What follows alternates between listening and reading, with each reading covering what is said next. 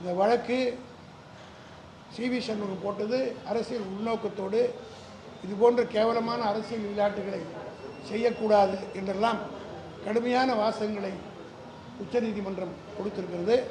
அதோடு நிற்காமல் 10 லட்சம் ரூபாய் அவருக்கு அபராதம் விதிக்கப்பட்டிருக்கிறது.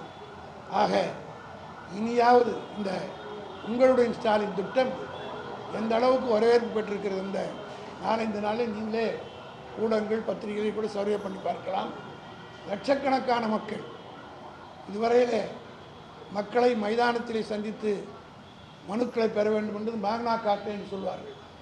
அதற்கு நிகராக மக்களை சென்று மைதானத்திலே அரசு ஊழியர்கள் நேரடியாக சந்தித்து உடனடி நிவாரணத்தை ஏற்படுத்தி கொடுத்திருப்பதை எந்த ஆட்சியிலும் நடைபெறவில்லை. அதை தாங்கிக் கொள்ள முடியாமல் வழக்கு போட்டார்கள். அந்த வழக்கு போட்டவருடைய எண்ணத்திலே மண் விழுந்தது. வழக்கம்போல் தளபதியினுடைய ஆட்சிக்கும் அவர் போட்ட எல்லா வழக்கும், இன்னும் சொல்ல போனால் ஜெயலலிதாவுக்கு எல்லாமே திமுக தான் போய் செஞ்சிருக்கு. இவர்களை ஒரு பல்கலைக்கழகத்துக்கு ஜெயலலிதா பல்கலைக்கழகம்னு வச்சாங்க. அதற்கு கவர்னர் அவருடைய ஆட்சி இருக்கிற வரையிலும் அனுமதி கொடுக்கல.